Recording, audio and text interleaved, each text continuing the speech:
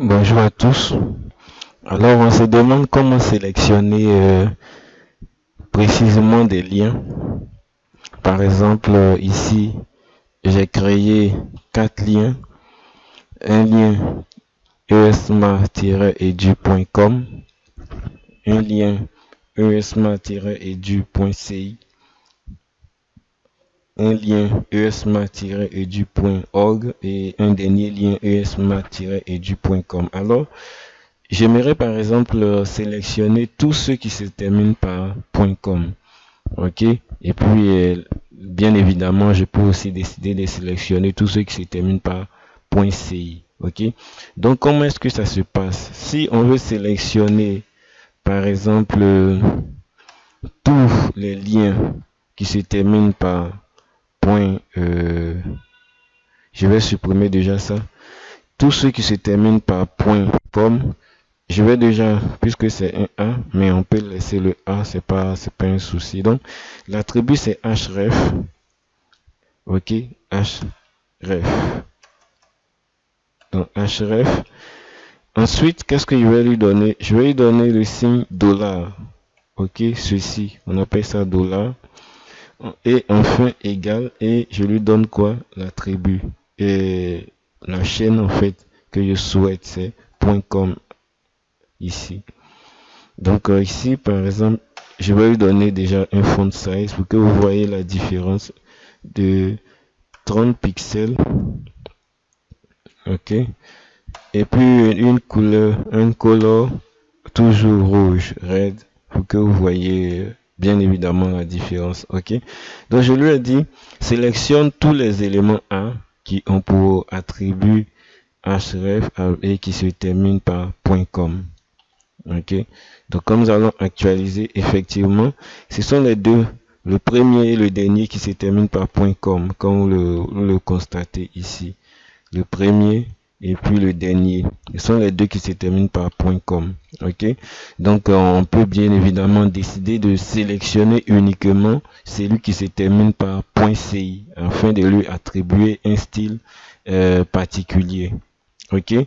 Donc, le dernier élément que nous allons voir au niveau des sélecteurs des attributs, c'est que ils sont sensibles à la case. Ok. Donc, puisque c'est sensible à la case, qu'est-ce que nous allons faire pour le rendre insensible à la case? C'est de pouvoir ajouter à la fin des sélecteurs un i. Ok, donc par exemple, si nous revenons à notre sélecteur, tout à l'heure, le sélecteur qui nous permettait de pouvoir sélectionner un élément au niveau des valeurs de notre attribut. Ok, donc ça, donc par exemple title, on avait utilisé title, si vous vous souvenez bien, et on avait dit ça. Ok.